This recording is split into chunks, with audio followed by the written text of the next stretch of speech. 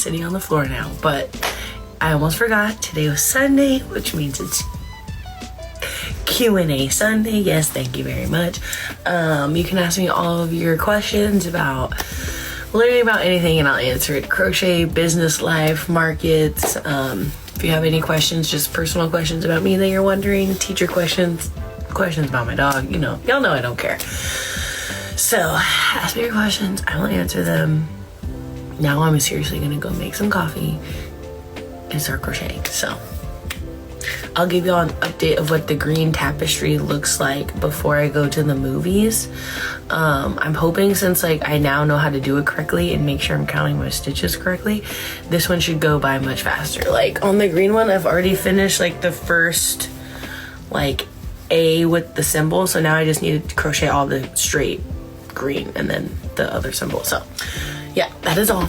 So I had been wanting to use my pegboard wall as like a background for videos for a while, so I can use the pegboard and like the yarn like cubbies, but I needed to like move my desk and my chair out of the way so I could film better in front of the pegboard. And then I like the desk in front of the window because I think I've been getting way more like natural lighting, and I can leave the blinds more open because the inventory from markets is not like blocking half of my windows. So I don't know, it's been a good change. Honestly, last week I hadn't been able to spend much time in there just because it was my first full week back at school, but I've been able to chill in there, get some work done in there this weekend.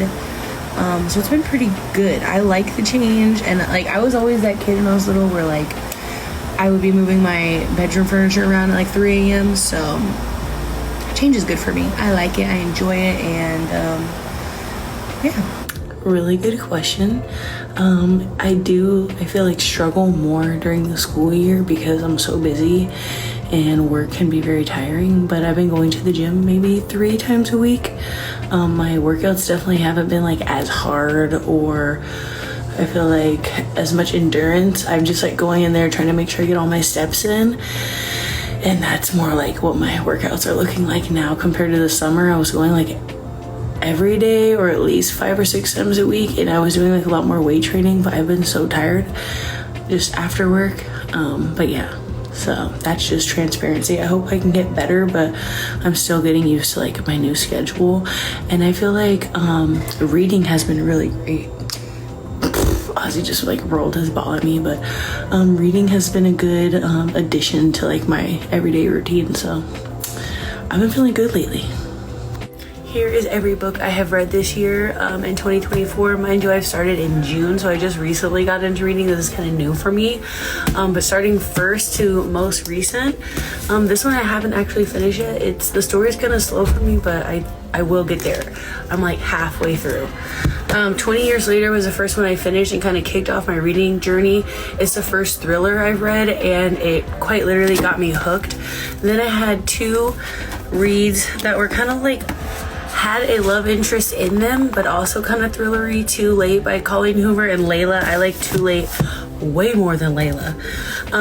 This was my first Frida McFadden and got me hooked on Frida McFadden because you see I've read 3 after that, and that's the current one I'm reading is also by Frida. This one's really underrated to me. People don't really talk about it as much, but it's one of my favorites. Teacher by Frida McFadden was alright. Never Lie is one of her best ones in my opinion, and it will literally just keep you reading. Okay, before I got cut off, Never Lie, I really liked it because it's like based around a psychologist, and just the way it's written is very eerie, and I liked it how it's written from different perspectives. The Inmate, another really good one. I read this one I think in like 5 days. I don't like love jail stuff like shows, so this one was an easy read for me. Another one with a great twist at the end. Her books are always great, and the twists don't happen until like the last 100 pages, so they really keep you like wanting more. And the last and most recent one I've read is Silent Patient.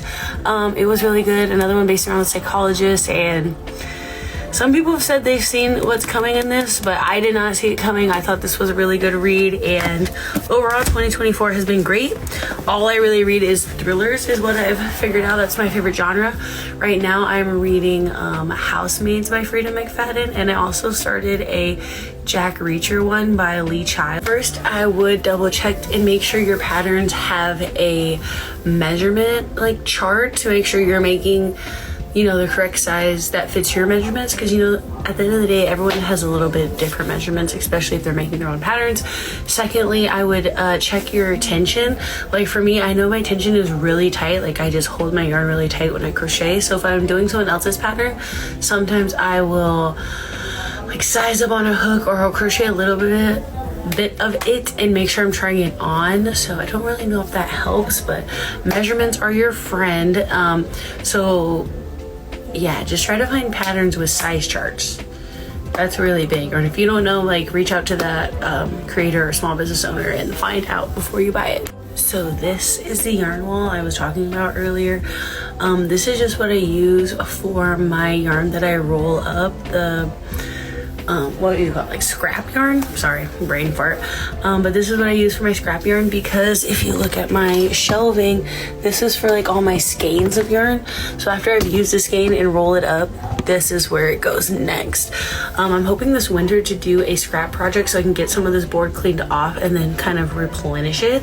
But I don't really have any like good color schemes, like it's kind of all over the place.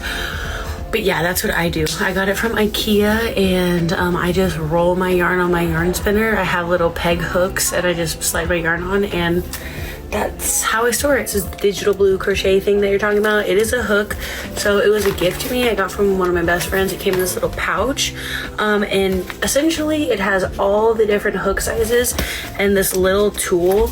So like I needed a 4mm for a project, and I don't have like a single hook of one of those, so I just pull this bad boy out and I can use that. And then like if I needed a 10mm hook, I just stick it in there, use my little baby wrench, put it into place, and I am good to go. It does also count the rows. I was gonna show y'all, but it's dead, so sorry, can't show y'all. And it comes in this great case, so I love this for like traveling if I'm like doing different projects and I want to take it on the road with me. It fits all nicely in here, even with the charger. So 10 out of 10. I don't know where she got it. If y'all are interested, I'll ask her.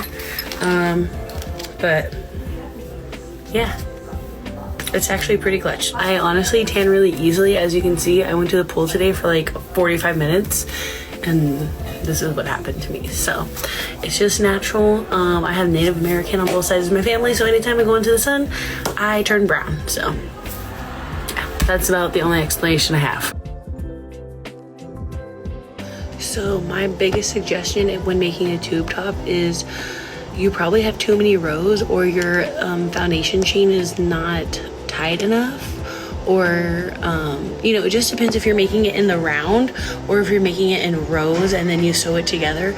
But I always say try it on as you go and use your measurements, and try to find and only purchase patterns that have size charts in them, so you know you have an accurate representation of the size that you're making and the size that you need to make. So hope that helps. If y'all need me to elaborate more, let me know. I actually have thought about writing a book. It sounds like a great idea. I feel like I need to publish more patterns first before I get to that point. Honestly, one of my biggest like life goals is to write a children's book, but now that I'm into crocheting and that's kind of like my business, I feel like writing a crochet book would also be awesome. So maybe in a few years, a year to come, maybe next summer. As y'all can see, school has started for me, so this is my crazy busy time of year. So maybe in the future it would be really cool. I would like to publish a book at some point. Good morning and happy Monday. Here's our teacher fit of the day. The question is, how long did it take me to go to school to teach? So I did get my bachelor's in psychology. Once I graduated with my degree, I thought I wanted to be a counselor. Also like social work was one of my options, but then I found out I had to get my master's if I wanted to be a counselor. So I was like, okay, pivot, let's see what else I can do. So then I started working at the elementary school that I went to as a kid as a teacher's aide for special needs students in general education classes. So I started doing that, and I was like, oh, I like the teacher thing. So then I looked, I was like, how do I become a teacher without going back to school? So there's a thing called an alternative certification.